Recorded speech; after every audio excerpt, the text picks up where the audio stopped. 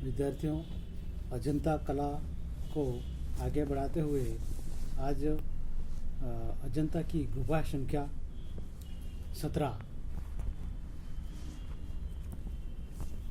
का अध्ययन करेंगे। अजंता की गुफा संख्या 17 गुफा नंबर 16 की तरह गुफा संख्या 17 की वाकाटक राजा हरिसेन के मंडलाधीश ने निर्मित कराई थी। इस गुफा के चित्र 16वीं गुफा के बाद के हैं। डॉक्टर वर्गेस ने इस गुफा में लगभग 31 दृश्य चित्रों का वर्णन किया है, परंतु अब बहुत ही कम चित्र प्राप्त हैं। इस गुफा संख्या में प्रवेश करते ही बरामदे की दीवार पर सुंदर चित्रण हैं, अब नष्ट हो चुके हैं। द्वार के दोनों ओर बुद्ध की मुकुट मात्र बचे हैं। इस गुफा की छत में सुंदर आलेखन बनाए गए हैं। इस गुफा के अंदर अनेक विभिन्न प्रकार के सुंदर चित्र बनाए गए हैं, जिसमें नलगिरी नामक हाथी के आक्रमण के कई दृश्य हैं। इन दृश्यों के रंग धूमिल पड़ गए हैं, प्लास्टर उखड़ गया है। यहाँ पर एक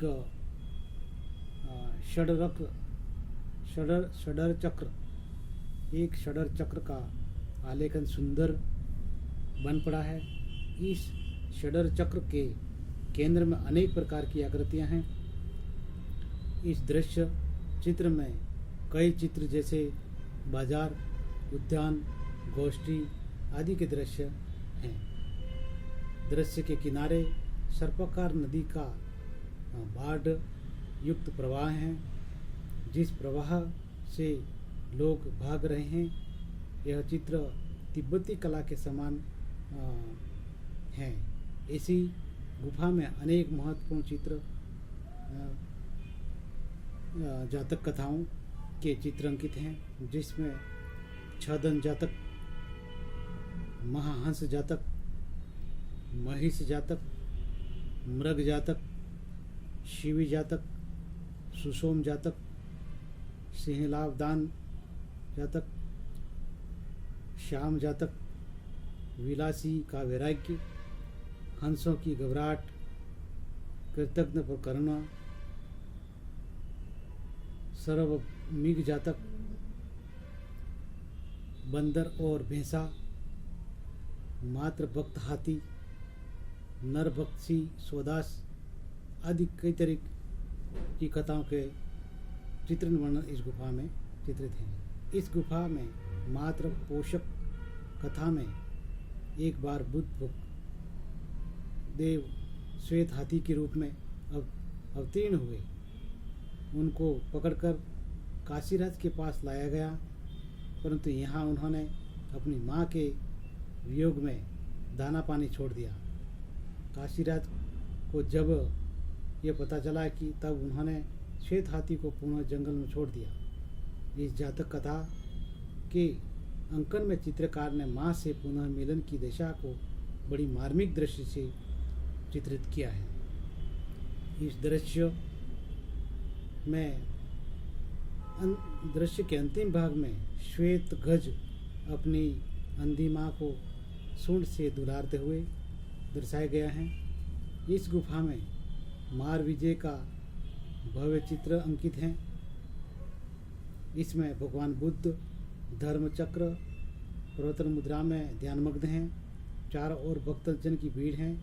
यह सभी भक्त वस्त्राभूषण से सजे हुए हैं। सभी वस्त्राभूषणों से सजे हुए हैं। कुछ व्यक्ति हाथी पर सवार हैं। अपनी सखियों के साथ दर्पण में मुख निहारती एक स्त्री अपने सौंदर्य के लिए विख्यात है। आगे इसी गुफा में वैशांतर जातक की कथा को बोधिसत्व राजा भावपूर्ण हस्तमुद्रा धारण किए आसन पर बैठा है।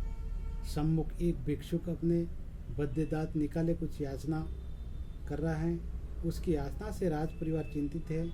यह भिक्षु राजा की दानशीलता का यश सुनकर एक यज्ञ में बलि के लिए उसके राजकुमार पुत्र को भिक्षा में प्राप्त करने आया है।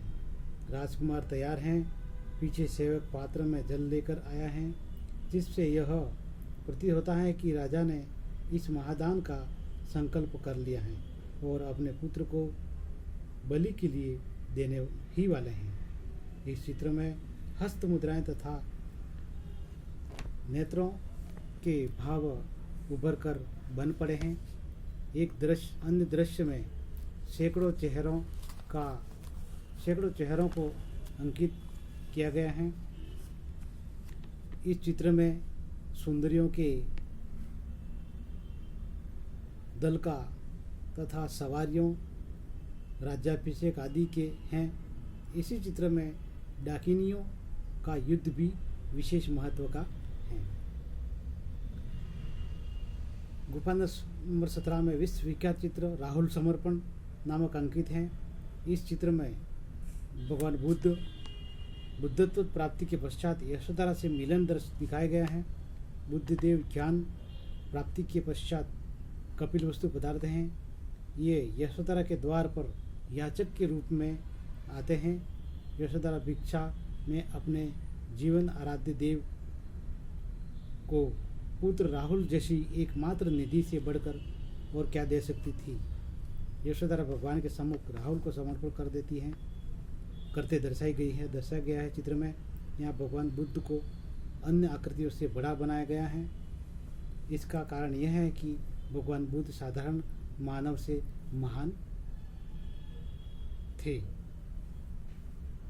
अतः उन जैसी महान आत्मा को विशाल रूप देकर उनकी महानता को स्थापित किया गया है। इसी गुफा में एक अन्य दृश्य में सिंहलावदान का है, जिसमें सिंहल के यात्रियों का समुद्र में पोत टूट जाने पर राक्षस जाति के